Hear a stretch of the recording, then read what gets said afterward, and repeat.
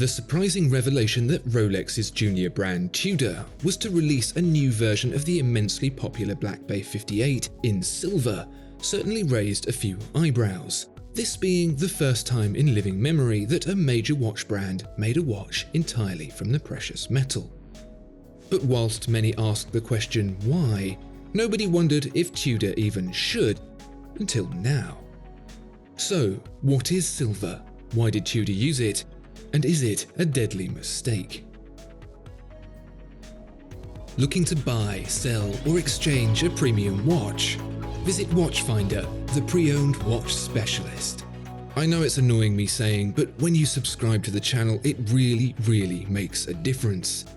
60% of the people viewing aren't subscribed, so if you're one of them, please take the opportunity to click the subscribe button and help make sure the channel continues to be here. Thank you very much. In its purest form, the element silver is to be found just above gold in the periodic table and is one of a handful of precious metals sought after for their alluring appearance. Given the chemical symbol Ag, from the Latin argentum, the name of this element literally means shiny, because silver, not gold, is the shiniest metal on Earth. This high reflectivity across the visible spectrum is what makes silver appear colourless, returning white light almost entirely. In fact, 95% of it. By comparison, a close second in reflectance is aluminium, bouncing back just 90% of white light. You'll find both used in the reflective layer of mirrors for household and advanced optical purposes, although despite silver's better reflective properties, its comparative weakness to corrosion means it loses out to aluminium in circumstances like the mirror in the Hubble Space Telescope. You would instinctively think that gold is a shinier metal than silver, and for wavelengths of light above about 600 nanometers, it is. You can probably guess what color 600 nanometers is. Yep, yellow. Although not as rare as gold, being 19 times more abundant, silver is used far more copiously in industry thanks to its incredible conductive and antibacterial properties, and unfortunately in ways that are not economic to recycle. Silver's cheaper value means that almost 3/4 of it is mined as a byproduct of extracting other metals like lead and copper. This means that, where the vast majority of all the gold ever mined is still here, silver is disappearing. The shiny white metal is also experiencing something of a renaissance in jewellery. With gold becoming increasingly more expensive, the bright luster of silver has caught many an eye, not least at the Tudor watch company. But this Black Bay 58925, as the title implies, isn't pure silver, it's 925 silver. What is that, and why did Tudor use it? Raw silver may be bright and beautiful, but it's way too soft to be used in jewellery. Sterling silver, however, mixes silver and other metals together into an alloy, commonly copper, nickel, or zinc. It's been in use in England since the 12th century and is believed to have been named after the star found on silver currency used by early Normans. The percentage of silver in sterling silver, 92.5%, also known as a millesimal fineness of 925 parts per thousand. There are other kinds of silver too. Fine silver with a millesimal fineness of 999, Britannia silver at 958, and French First Standard at 950. The same scale is also used with other precious metals like 950 for platinum and 750 for 18-karat gold.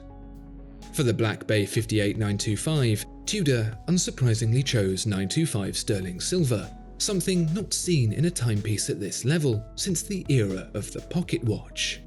Why is that? Compared to steel, which has a lower reflectivity across the spectrum somewhere around 60%, silver is just so much brighter. In contrast, it appears to glow, an effect that is incredibly alluring and very unique in the industry. The familiar 39mm Black Bay 58 case, framed by the taupe aluminium bezel insert and dial unique to this model, is transformed by this unusual and surprising decision. Silver also has a density around 30% higher than steel, so there's something of the satisfying weight experienced with other precious metals too. So why has silver not been used before like this? It makes a frequent appearance in dials thanks to the ease in machining fine detail, but rarely in the actual case. That's because a downside to alloying silver is that corrosion resistance decreases. Where gold stays bright indefinitely, silver, over time, can tarnish, a property that is exacerbated by the partnering metal. Traditional silver and copper alloys, for example, build an orange sheen that can progress to green in a similar fashion to pure copper. Dials made in silver are anodized to protect them, which of course loses the visual properties of the silver, so for the case, wouldn't make any sense. But Tudor's done something different. Many expect the case to tarnish like the Black Bay bronze, developing an organic patina over time, but that would defeat the point of choosing silver for its reflectivity. Instead, Tudor insists that its proprietary alloy won't age like expected, that it has been formulated for luminance, keeping the watch bright for a long time to come. If you've ever seen Tudor's Black Bay bronze, you may have noticed something unusual about it. The caseback is a slightly different colour, and that's because it's actually steel, anodized to match. There are two reasons for that. One, so the patina that builds on the bronze doesn't stain your skin, and two, because bronze contains nickel. What's the problem with nickel? Well, nearly 20% of the population is allergic to it. It's one of the most common allergens in the developed world. The reactions aren't particularly pleasant, including dryness, redness, and even blistering. It's also found in alloys of 925 silver and is most often the reason people have an allergic reaction to silver jewelry. But the nickel's not going to kill you. Some topical cream and you'll be fine. But how about the silver?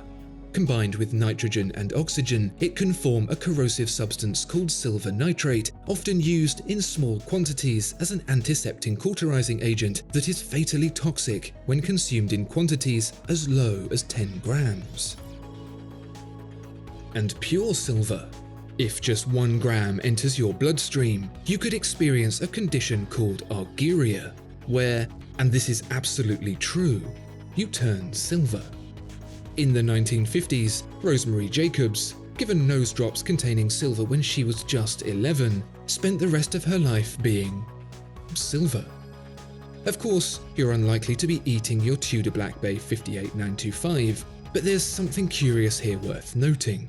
The caseback, unlike the Black Bay bronze, does not appear to be steel. It's silver, like the rest of the watch. New for the Black Bay 58925 is the clear sapphire caseback through which to see the in-house caliber MT5400, and perhaps that will serve as a partial boundary to allergens and the transfer of tarnishing to the skin. But it is far removed from the precautions taken on the Black Bay bronze. There is, however, a clue on the case itself, a marking that states AG925/AL. AG is the silver, and AL is aluminium. Perhaps it's referring to the bezel, but I have another theory. That proprietary alloy Tudor was talking about, the one that will keep the watch bright and clearly poses no threat to those allergic to nickel, what if it was a combination of silver and aluminium? Advanced materials manufacturer American Elements has developed such a thing and actively encourages custom compositions like the 925 specification potentially used by Tudor. Combining these two incredibly reflective elements would result in the brightest alloy of silver yet, combined with hypoallergenic and anti-corrosion properties that make it wearable for everyone and keep it looking as spectacular in 10 years as it does brand new. Through the reimagination of an old, forgotten material in watchmaking, Tudor has introduced a whole new world of possibilities. The use of silver in the Black Bay 58925 demonstrates Tudor's continuing ability to surprise and impress, as it has done since the Black Bay first hit the scene back in 2012. All sounds great, but what about the million-dollar question? The price. If the Black Bay 58925 goes against the grain of the standard Black Bay 58's aggressively competitive £2,520 entry price, it may as well cost $1 million. Well, you'll be pleased to know then that not only is the 925 safe, it's also a precious metal Black Bay 58 for just £3,230. Silver may not be digestible, but that price certainly is. Discover more exceptional watches at Watchfinder. Thank you so much for watching this video.